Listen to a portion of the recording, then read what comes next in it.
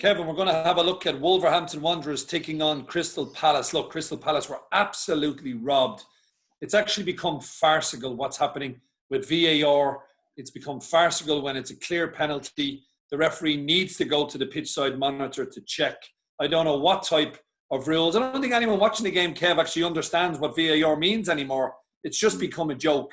And you look at Palace, they've lost their last 6, but they've played well against United. They've probably played well against Chelsea. And Wolves still trying to finish in the top 6 this season. Once again, they're 2-1 on favourites. Palace are 6.5-1 at 13-2, and the draw at 3-1. How do you see this one going? Yeah, I think the market suggests here that Wolves, of course, heavy favourites, and Wolves will actually be winning this one. And I think if you look at it, certainly the way that Wolves have been actually a little bit up and down recently, a little bit inconsistent, shedding a few goals, but they've managed to get results that continued that form with the European football push for next season. Still in European competition, of course, themselves anyway. So that is almost a priority for them now, I feel, as the season comes to a close.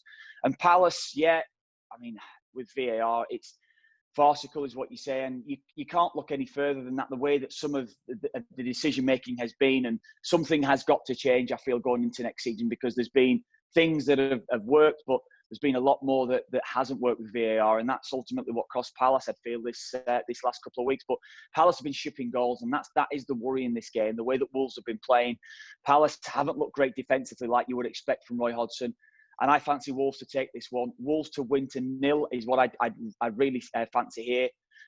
Wolves in good form overall across the course of the season, and I think they've probably got too much here for Palace. Good game. I think Palace might go for it a little bit at times, but I just don't feel as though they've got enough to get a result here, or get the win here, should I say. And I just fancy Wolves just to take it and continue that push for Europe again next season.